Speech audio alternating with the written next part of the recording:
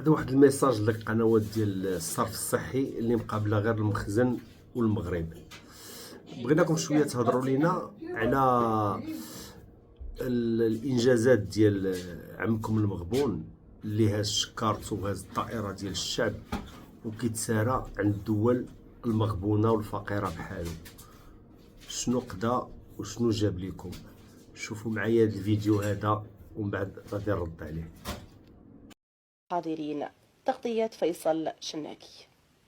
جات الصباح نستناو هنا، جيبوا لنا دقيق سيدي، وكاين دقيق حنا رانا زيدوا لنا دقيق، ما كاينش. الشعب وخير ربي، الشعب ما لقاش منين يشري دقيق، يروح يشري شكاره ب 200 ألف ما عندوش. بعد أزمة الزيت التي لم تنتهي عادت أزمة الدقيق وبطوابير كبيرة مصطفى منذ الصباح الباكر ولساعات طويلة في انتظار وصول أكياس السميد، والعينة كانت من نقطة البيع قروديف بسطيف. رانا نعانيو من أزمة دقيق، ورانا من صلاة الفجر وهي موسيلاشان يومي، ثم ما كانش، وراو الدقيق تاع البريمي ما كانش، وراه يروح.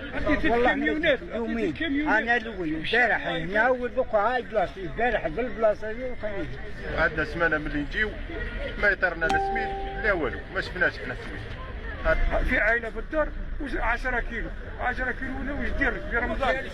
كوموش رمضان صح، شنو لازم يزيدوهم كيما هذا، يعطيوها 4 كاميو وهذا يجيبوا له 4 3 شعبوا بزاف.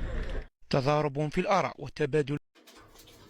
اسمع هذاك المغبون، اسمع هذاك الرئيس المهبول، سير قابل شعبك وسير عطي لشعبك ما ياكل وسير حقق الانجازات اللي حققها الملك ديالنا، ومن بعد عاد قابل المغرب وتبع المغرب. راه تبقاو معنا حتى تفلسوا.